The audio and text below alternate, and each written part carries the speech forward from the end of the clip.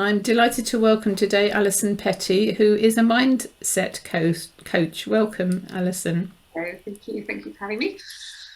So, first things first, what is a mindset coach? So I think most people have heard of life coaches. And it is kind of a similar thing, but for me, it's about coaching the mindset as opposed to the person's life. So I just prefer that as a title. But essentially, we're doing the same thing. I think really it's about working with the person, whatever's going on that's their limiting beliefs is what we call them, things that are blocking them from moving forwards in their lives, and helping to sort of unpick those things so that I sort of see them as obstacles that are in people's ways, but they're kind of mind-made obstacles. So, 9 times out of 10, they're not actually something that's actually there, but it's something that's made of the mind. So I just prefer the term mindset coach because for me, it's about focusing on that mindset and helping that client to harness the power of their mindset, as opposed to the thing that is the goal, which is creating that amazing life for them. Yeah, with the mind, everything comes from within, doesn't it? And the power of the mind is just huge, which a lot of people underestimate. But those who know, just we know how powerful the mind is. And you've got a tremendous story of how you have overcome extreme adversity for many years. So take us back to when you were a teenager. What were your life goals? Well, my life goals were to be I think I was maybe like 15. I went on a summer camp with my school to Wales, South Wales, in the UK, and fell in love with rock climbing and mountain biking and kayaking and surfing and all those things, and just had this like very, very clear, when I grow up one day, I want to be a rock climbing instructor. And I also fell in love with one of the instructors who was my first human love, as I like to say. So it was an amazing week. That was when I think I was 15. But when I was 17 years old, I was still very much on that path. I was obsessed with sports. Every lunchtime I was in the sports hall playing basketball or something, and that was definitely my path. But when I was 17 years old, well, sort of the end of being 16, coming into 17, I had a virus, and I got over that. But my mum remembers that as being a particularly nasty virus at that time. And then a few months later, I, as we often do when we're young and foolish, I tried smoking cannabis for the first time and had a horrendous reaction to it. I mean, it was absolutely, people I've spoken to since have said it was quite likely to have been laced with something. I was hallucinating, I was very sick, and I barely smoked anything. Like, it was very, very extreme. Kind of got over that, but I was left with these side effects of it, which felt like a rushing through my body on this sort of now everything I know about it now is that it was, in my humble opinion, the biggest panic attack that I possibly could have had, but like full body panic attack, not just like a bit like, whoa. And I would have this rushing through my body, and it would come and it would go, and it would freak me out, but then it would go. And at the time I was doing my A-levels and trying not to think that I had a brain tumor or something. I remember thinking that, and I was that terrified. But then it would go away for a while, and then I passed my driving test in my 17th year, and a couple of nights later, I went to bed one night, I said goodnight to my dad, a very healthy teenager, as I say, with this life ahead of one day living in the Rockies and living the dream, or my dream, and sat down on the bed to go to sleep. And as I sat down, this rushing went through my body, and it didn't stop for 2 years. It was on a constant loop for 2 years ish. And I just remember crying out to my dad. My dad came rushing in, like he just said goodnight to his healthy 17-year-old daughter, and suddenly she's absolutely losing her mind. Anyway, basically from that moment, I then told my parents very, very quickly about the cannabis, because I was very stressed that they would find out. I told them that, they were amazing. But we didn't know what was going on. And it was from that night that I didn't go back into school, probably about maybe like 8-9 months. I became really chronically ill very quickly. My friends didn't know where I was. I was literally pulled out of school. I was in a huge amount of pain at that time as well. That came on very, very quickly. But it was almost like, I think at that time it was mostly this panic feeling. And I sort of see it as like my body just shut down. that's kind of how when I look back at that time, everything, just went like in my brain, and my body shut down, my immune system, everything. And I was left with, over those few months, like this very like intense pain throughout my body. I became agoraphobic, bedbound, we just didn't know. So we would go to the doctors, and the doctors would be like, oh, she's just depressed, or she's, and my mum and my dad, my mum particularly, because she'd go in with me, would sit there and, God bless her, say, this girl is not depressed. She is not depressed. My mum and dad knew me better than anyone, and anyone that would have known me would have known that that wasn't the case. So they fought my corner, but it took about 2 years. Nobody knew what this rushing was. So that was a whole thing in itself, which I now think was like a panic attack on a loop kind of thing, very extreme. That eventually got shifted, but what I was left with was a body that wasn't functioning, that had been through an extreme sort of traumatic physical response to something. And out of that, because we didn't know any better at that time, we didn't know about the things I know about now, the neural pathways, and I was tested for everything. The doctors put me through all the tests. All the tests came back negative. You're healthy, great, excellent, but I'm not healthy. This is not normal. And then I was given the diagnosis of ME, CFS, and then eventually also fibromyalgia, which often come hand in hand. So yeah, they kind of test you for everything. If they're all fine, but you have these symptoms, which I had, of extreme fatigue, where I wasn't walking because it was just beyond me, and like chronic muscle, bone, and joint pain. So it was like having constant flu, which I then had for about 24 years. This bone, joint, muscle pain, and then cognitive struggles as well. It was like tick, tick, tick. We're going to give you that diagnosis, because that was how it worked at the time. So yeah, that was it, and that was my following 24 years until everything changed for me. So and you were wheelchair bound as well, weren't you? Yeah, so it wasn't solidly for 24 years, but I had, I always say I was predominantly wheelchair and bed bound. So I did have periods of time where I could do things and function, try to work, but then I would relapse. So if anybody knows anything about ME, you'll know that, you do something, you have payback for it, whether it's making a cup of tea or whether it's walking up a hill. It depends on where you're at the time. And in my late 20s to early 30s, so in 2000 actually, I had, on the millennium, I had the start of an 8-year relapse, where I was living in South Wales at the time. So I got well enough to, I actually got well enough to go to university. When I say well enough, my 3rd year, and I was projected to get a first in a photography degree, and I ended up with a 3rd because I was so ill. I barely made any lectures and had to move back to my parents. And yes, it wasn't the outcome that anyone expected. But at the same time, I sort of give myself credit for even getting a degree at that time, because I was so sick. But then I went and had a little period of time where I was sort of functioning a bit. So I randomly got a job working on a council estate in the valleys in South Wales. It was just a voluntary thing, working with the kids, teaching photography, and it was really good fun. But I was really ill, and I don't remember that, but my parents would have reminded me since how ill I was, and I was just running on empty, like, for about 8 months, and having a great time, but completely like blocking out this thing that I didn't want to admit. I wouldn't even have a conversation. I wouldn't even use the words ME. It was just complete denial until the millennium. Literally, my parents came to visit me, and I was so sick.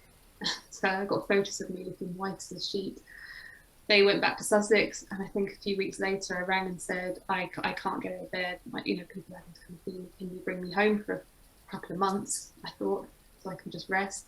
And that ended up 8 years, and I never went back. And my parents had to turn their lounge back into a bedroom for me. I mean, I am still incredibly lucky. My mum and dad, and my brother and my friends around me were the most supportive you could ever imagine or ask for. So I was very, very lucky. But yes, that turned into like my late 20s, living under the care of my mum and dad.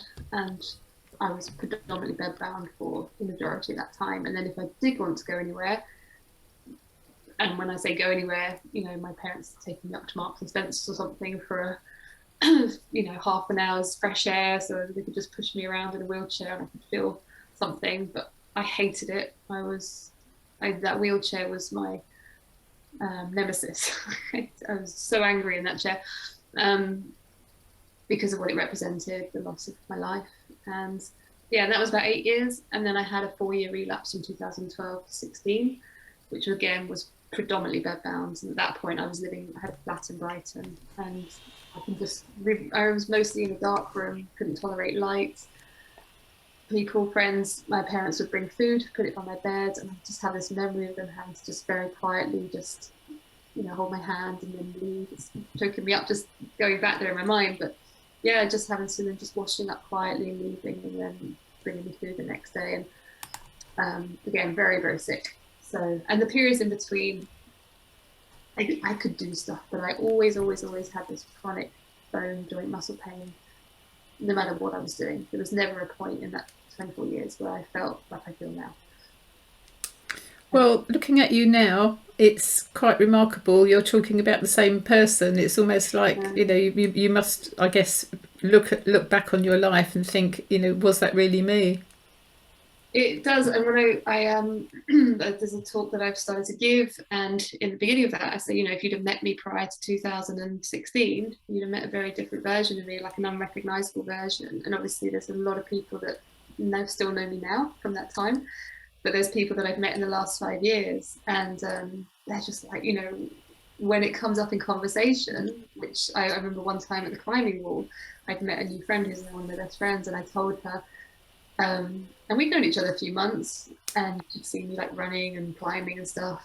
And I told her just kind of in passing, and she turned around and she hit me. She was like, "What? Like, that's crazy. That's not even a thing." But yeah, obviously, yeah, life is very, very, very different, and I'm very, very, very grateful for that, because I remember it's becoming increasingly difficult to believe or imagine that this was possible as the years went on, because the options became less and less to try things that would work, and nothing touched it until I found NLP. So were you on medication? Yeah, so over the years, different ones at different times. So they would put, all the different sort of medications that were appropriate for that kind of diagnosis. Quite often antidepressants, but they would put you on a very low dose. So it wasn't a depressant, but kind of a dose for depression, but I think serotonin, I can't remember now, but something to do with serotonin levels. And things like amitriptyline for like the muscle pain, the skin pain. Because I had long periods of time where I would live in fleeces, like fleece clothes, because I couldn't, even just doing that on my hand, or a bit of breeze on my face would burn, touching my eyelashes was raw. So everything was like on hyper overdrive.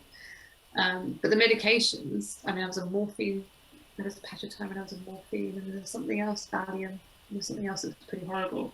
But they would often have that initial hit and make me feel a little bit like, oh God, but then the side effects of those medications would make me feel a lot worse, because that toxic build-up, and then they'd stop being effective because your body gets used to them. So, yeah, horrible. So the big change then 5 years ago for you. So what happened? I think it's 6 now, and I think it's the 24th of May. Never 100. It's in my calendar. I think it was the 24th of May. So I went. As I say, I tried everything that was accessible to me at that time. I'd heard, so in 2000, when I had this big relapse from being bedbound, and this was the very beginnings of not social media, but forums and chat rooms. I started a forum and a chat room for ME because I'd lost my life, had just been snatched away again, and it was called Brain Fog. And that actually became a really big organization, and I had about 20 volunteers, and I was running this all from my bed at the time in this like major relapse. But it kind of gave me some sanity and connection with people, because I'd gone from living on this amazing council estate and having this life sort of, to living on my parents' lounge floor, having it all taken away again. And I know that helped a lot of other people as well. So that was a really good thing. And during that time, I'd heard of this thing called the Lightning Process, which is this NLP-based training program. And for some reason I didn't do it at the time. I'm not quite sure why. I think because I was running this organization, I was just keeping myself like separate, because it was quite controversial. There's a lot to do with ME about, you know, this sort of fear that it's seen as it's being all in the mind. And when, so this is like 20 years ago now, aren't we? Time has gone by. But there was a lot of upset about that people were being reported to be getting really like well from this, doing this training. And it was a bit sort of misunderstood as to why and what it was. Not secretive, but nobody, you know, it was all very new. And there was a lot of angst about that, oh, then it's obviously it's all in the mind, but then they're obviously not well. There was a lot of anger, and I think I just kept myself a little distant, but it just wasn't the right time, I don't know, for me. But then I got to 2016, and I remember being in my room one day, very clearly, just like, what have I not tried? I am done. And it was a very loud, I am done. Not like I'm done with my life, but like, I can't do this anymore. And I suddenly remembered the one thing I hadn't tried was something. It wasn't that, it was reflexology, which I had tried with someone else, but a friend of mine had put their recovery down to a reflexologist. So I rang him. He was like, yeah, it was kind of that, but it was actually the lightning process. And that was it. It was like that lightning bolt went off in my head. I was like, that's that thing. I haven't thought about that for a while. Rang a practitioner. And bearing in mind, yeah, so this was like 20 odd years on, and a lot's changed around it now. It's much more understood. It's much more out there. And neuroscience is much more understood than it was 20 years ago, and accepted as a thing. Whereas I say then, it was like, and I can understand it. I don't think I felt it. That wasn't something I felt, but I could understand why people were so sensitive, because we were having doctors saying to us, you know, you're just depressed, you know, it's psychosomatic, you're opting out of life. When I want to be a rock climbing instructor, I'm not going to spend 20 years in bed, you know, come on. So I spoke to this practitioner, and she said, well, do you know what neuroplasticity is? And I heard her say that, because I've learned about that over that year through mindfulness practice, I just went, I'm in. I said, if it's that, I'm in. And I will never forget that feeling of saying, I'm in. And that was it. And I went on the course a couple of weeks later, and absolutely, I mean, gave me my life back within that weekend. Wow. And since, so yeah. So happy anniversary, happy upcoming anniversary. Yeah, we won't go into the science of it, because neither of us are scientists or medically trained, but neuroplasticity in simple lay terms. Can you just explain that for the audience, please? Yeah, so I mean, I guess I'll explain it how I discovered it, which was through mindfulness practice. So I'd been in bed the 4 years running up to being on the course, pretty much. And during that time, when you can't go for a run or a walk or just brush stuff off, things in my mind had gone, you know, things that now I wouldn't even consider to be a thing had become like dragons, like demons in my mind. I'd be ringing my mum at night crying, because it was just wild craziness in my head over stupid things. And over that course of that year, I not discovered, but because I knew about it, but had developed a mindfulness practice with the work of Eckhart Tolle and Thich Nhat Hanh. And they were like my guys, that I could listen to them in the dark 24/7. And over the course of about, I don't know, six or so months, this crazy wildness in my head had kind of went to quiet, to absolute silence. And I developed this mindfulness practice where I was peeing mindfully, like everything was a mindfulness thing. And I was able one evening to go, there's a Buddhist center around the corner from where I lived at the time, and I was able to go to a meditation class, and he starts talking about neuroplasticity. And I was like, that's what I've been doing for this last 6 months. I've been rewiring these neural pathways to quietness, and I was absolutely obsessed. Went home, got on YouTube, fell in love with neuroplasticity. So neuro refers to the neurons in our brain, which we have billions, and we have trillions of neural connections as well between them.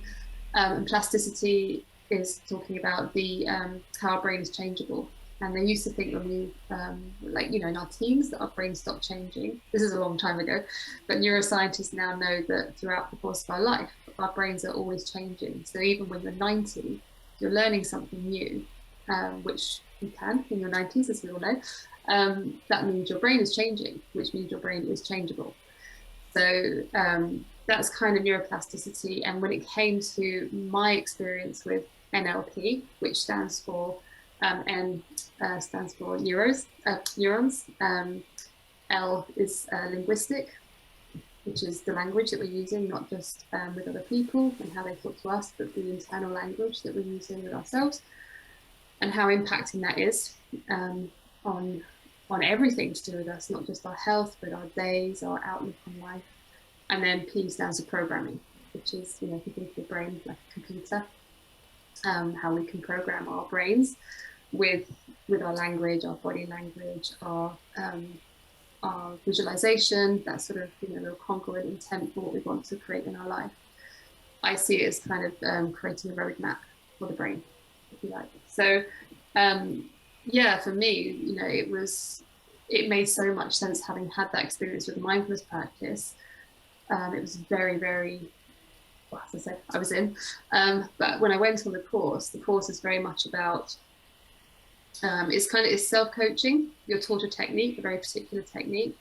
And what that technique does is switches off the fight or flight response, which is what I've since learned. At the time, I was just doing it. And it took me about 8 months of repeatedly doing this technique. So again, when you learn anything new, so say you want to, I don't know, become a virtuoso violin player, you don't just pick up a violin and you're playing at the sort of the London Philharmonic. You're scratching around on that thing for a while, but over time and that practice and that repeated practice, you're wiring these neural pathways. And again, this is very basic explanation, and I talk about this a lot more on my website. I've got a talk that explains this a lot better. But you're wiring those neurons to create a structure of being able to play this violin, and the more you practice, the better you get. We all know this. Tying your shoelaces, learning a language, whatever it is. And I guess I see it with my clients now, in the language that they're using. So if you are, and we're not taught this at school. I think we should be taught this at school. So this is never anything that I think someone's talking wrong. Then they're not talking appropriately. But we often talk in very unhelpful ways because we have no idea how much our language impacts not just other people but ourselves. So I know for myself, I use myself as an example. If I'm having a day where I'm not on it with my brain, and my language can be quite heavy or a bit negative, or I was climbing the other day and my language was terrible, and my climbing partner was just like, "You're a mindset coach, come on." I know, but it's so much easier when I'm telling other people how to do it. But I was just, I kept coming off this bit of rock I couldn't get my fingers on, and I was like, "It's so slippery and it's impossible." And he was just like, "No, it's not. It's grippy. You've already been on it once. You've got to think about it differently." So when we do that with ourselves, again, it's creating that roadmap for our brain, and our brain will just believe whatever we're telling it. It doesn't have the capacity to go, "Hang on a second, does she actually mean that it's grippy? Or does she actually mean that she feels really good today?" It would just be like, "Oh, it's a negative talk. Okay, we're feeling negative." It will just go with that. So it takes a lot of work, and you have to really work hard at it. And for me, with the recovery journey, there's a 3-day training program. I'm now in training to be a practitioner of it, which is really exciting. There's a 3-day training program, and you get taught this technique, and then you have to go away and do it, because if you don't, it won't work. Nothing will change. But I saw the changes on the first day. By the end of the 3rd day, there was no wheelchair for me ever again. Since not one time, and it was 10 days later, and I went to a Bruce Springsteen concert that I was never going to be going to. I took the wheelchair because it made sense, and it was a wheelchair ticket, but also it was kind of sensible, but I could have done it without it. And that for me was mind-blowing, and that was the actual test of if I'd have gone to that concert before doing the lightning process. I mean, I wouldn't have gone. I was in bed for 4 years. There's no way, or I would have been hospitalized. It would have been that serious. But I went. It was 10 days after, and I've been doing this technique repeatedly throughout the day, and went. And I remember doing it on Bruce Springsteen, who was playing for 4 hours. He played without a break. And, you know, Wembley Stadium, I'd gone from being in a dark room for 4 years on my own to Wembley Stadium. And I was doing this on him, using his energy in my own sort of repertoire of what I was doing. But the amazing thing was, like 2 days later, I should have been absolutely game over. But the next day I went and I just lay in a park for half an hour, which I wouldn't have done before doing this process. The day after that, I went into Brighton, which was the first time in years I'd done that. And I only lived 20 minutes drive from, not even that. Walked around a few shops, went home, doing this process over and over again. The day after that, my dad came over and we potted in the garden, which again, I would never have done just because of the muscles, even just moving and walking, let alone pulling the weed up. I had no muscular structure at that time. And the day after that, I floated in the sea. And by that point, I just remember being like, this is wild. This is like, I've had 24 years of, if I do anything, I'm in bed for however many years or months, whatever that is. Making a cup of tea was like climbing a mountain. And I now know what it is to climb a mountain repeatedly, day after day, or rock climb. And so that was that was the experience that I had. But it took about 8 months before I felt ready to fly the nest and go off and live my life fully, because you have to make, you know, it's like 24 years is a long time. So you've got to really make sure you're good to go. And I was beyond. So.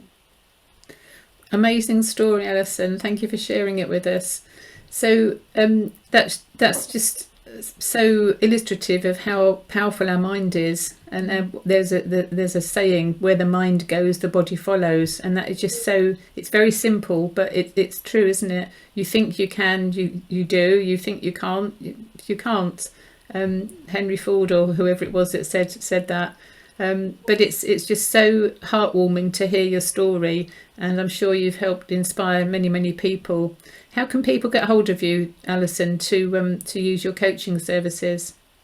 So my website is just alisonpetty.com, and everything's on there. I mean, I'm always happy to just have a conversation if somebody, even if someone's not necessarily thinking that they're ready or wanting to have coaching, but they just want to have a conversation more. Maybe they've got a similar journey and they want to talk about it. But also obviously coaching is what I do as well. So I always offer a 3-hour discovery call as well, so with no obligation. So if people want to just have a chat, I'm always happy to do that. And yeah, as I say, always talk about my story or talk about how I can help them with coaching. Because for me, I don't just work with people with fibromyalgia ME as well. I'm certainly not fibromyalgia girl. For me, it's about the transformational journey. And as I say on my website, it's helping people figure out what their version is of that wheelchair. So I work with people with fibromyalgia, but I also am working with the principal of the Sixth Form Multi Academy Trust and CFO of an investment company, and their lives are in a really good place. It's just helping them, you know, achieve even, you know, just taking them to that next level of where they're already at. So it's not about the identity that they present with, it's about what's going on inside, that, you know, whatever's that limiting belief that's holding them back in some way. That's what excites me to work with. So. Brilliant. And I find exactly the same thing with the people that I support through cancer. I've become a go-to cancer person because of my own story. I was given less than a year to live in 2015 with stage 4 cancer, and I beat it in 3 months. And that's definitely another case of mind over matter, plus obviously using the strategies. But it's hard work, isn't it? Recovering from anything. You can't just outsource it. You have to do the work yourself. And I find that a lot of people aren't prepared to put the work in. But I'm glad that you did, because you're an absolutely shining example. Well, I think you're right. And I always say it's the hardest work I ever did that year. I mean, I don't use the process on anything to do with health for 5 years. I mean, unless it was a new health condition like a toothache or something. But I would use this lightning process and then all the other NLP stuff. Like, I feel like I'm a walking, talking NLP kind of little human moving around the earth, doing every day, coaching myself and then working with people. But yeah, I use it on all kinds of other things now, like getting into a dentist chair, because I was terrified of that for some time, and it got me into a dentist chair like that. But yeah, the hardest work I ever did, but the best work I ever did. And, you know, as I say, I'm now studying with the Dr. Phil Parker, who created the lightning process in, like 20 odd years ago now, more than that. And I've just gone through all of his qualifications of, you know, master practitioners and NLP and coaching and hypnotherapy. but to, you know, the amount of times I said to him, thank you, you know, I would not, I don't think I would have I think I would still be where I was because I had gone through everything. Who knows? Yeah, who knows? But it was so impacting, like it was like that, you know. So, and Wonderful. amazing. And what I love, just very quickly, what I love is that all I had to do was something with my mind, and it's not medication. I'm not having to take tablets. It's just like it's in my own power. That's the most exciting thing for me.